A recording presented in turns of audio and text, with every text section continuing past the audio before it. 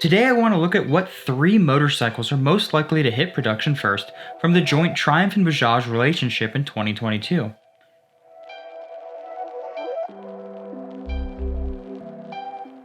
To catch you up to speed, in January of 2020, British bike manufacturer Triumph Motorcycles and Indian bike manufacturer Bajaj joined forces and created a non-equity global partnership to manufacture a new range of mid-capacity motorcycles.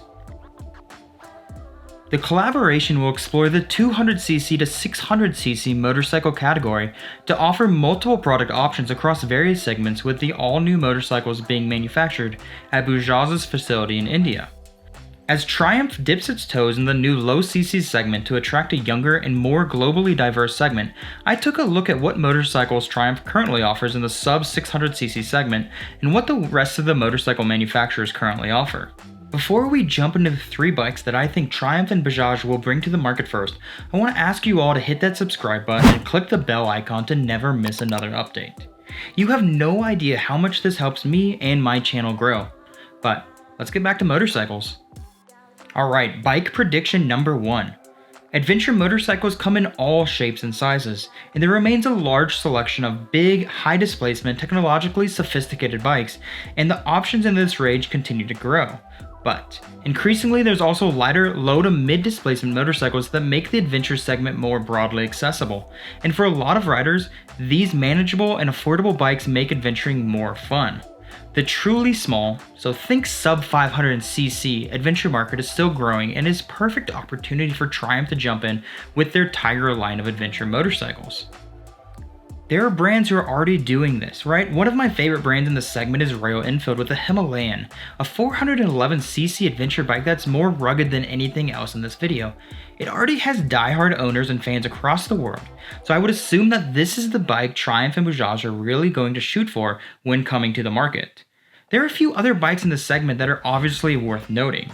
KTM's 390 Adventure is a pint-sized machine with 373 cc's and a single-cylinder engine, delivering 43 horsepower and 37 Nm of torque.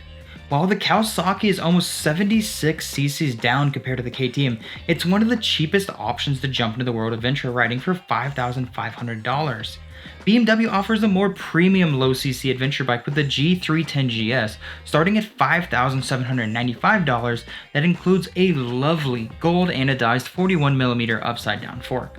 Honda offers 2 options in the field: the 471cc twin-cylinder CB500X, which starts at $6,699 the non-ABS model, and the CRF250L Rally, which is a dirt bike with a larger fuel tank, Dakar-inspired bodywork, handguards, windscreen, skid plate, and even more suspension travel. The bike is sick. I really like it. And Suzuki, Yamaha, and Kawasaki, they all offer dual sport adventure bikes on their own, but they are all basically interchangeable. I really think Triumph has an opportunity to jump into this market and make a big name for themselves. Here's my assumption number 2. Between the Bonneville, the Thruxton, and the Scrambler lineup, Triumph Motorcycles is considered the kings of cafe racers, and it's not hard to see why. There is no doubt in my mind that a 400cc Bonneville and a Street Scrambler will be produced.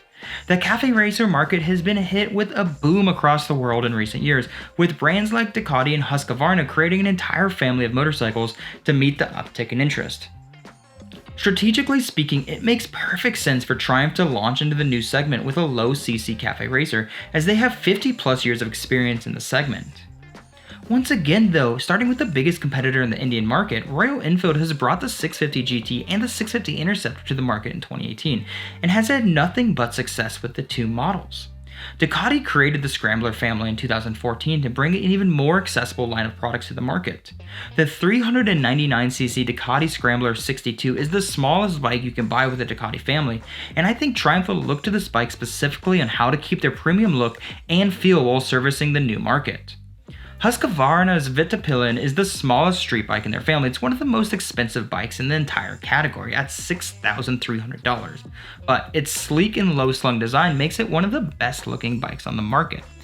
And then of course there's Honda's CB300R. It's what they call a neo sports cafe bike.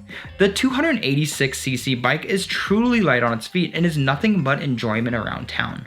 Honda Germany lent me one a few years ago and I've had nothing but fond memories of the bike.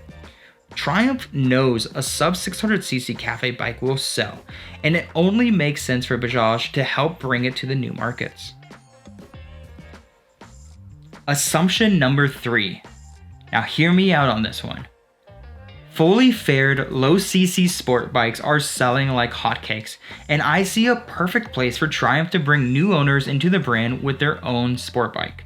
Imagine a modern day Daytona, but instead of a 675cc engine, it's producing 250cc's, or maybe even a 500cc engine.